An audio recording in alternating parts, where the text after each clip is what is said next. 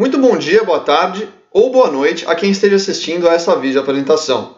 O trabalho aqui apresentado versa sobre os efeitos do tamanho médio de grão ou micropartículas de beta-quitina sobre as propriedades finais de nanoestruturas cristalinas.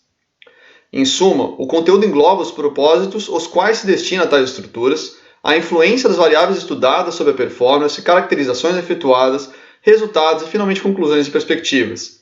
Vale lembrar que para aqueles interessados em explicações mais refinadas, este trabalho foi recentemente publicado na Carbohydrate Polymers. Nanoestruturas cristalinas podem servir a diversas aplicações, tais como essas listadas, entre outras.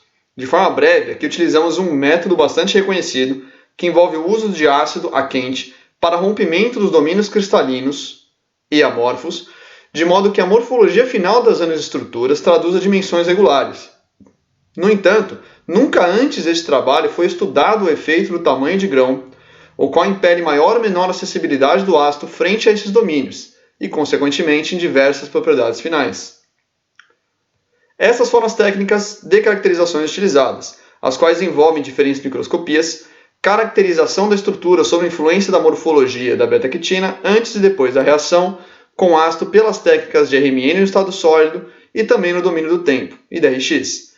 XPS e potencial zeta para confirmação de possíveis alterações na superfície dos materiais, massa molar por viscosimetria, estabilidade e conteúdo intersticial de água por TGA e comportamento reológico.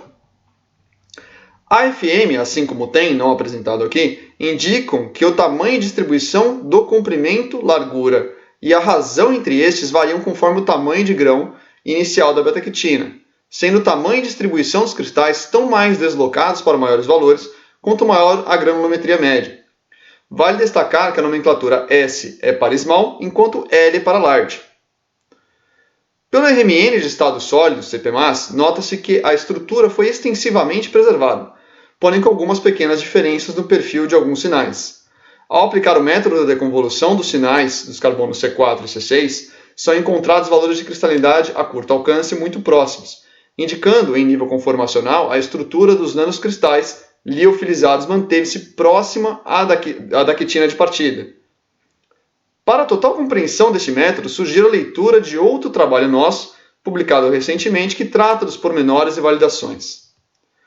Pela técnica de RMNDT e Deep Shift, verifica-se que o decaimento dos domínios móveis varia conforme o tamanho de grão, o qual indica maior liberdade rotacional para tamanhos menores.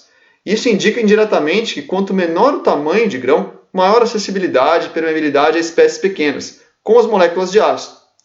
Esses perfis convergem para os nanocristais liofilizados, como esperado. Detalhamento completo deste método foi também publicado recentemente.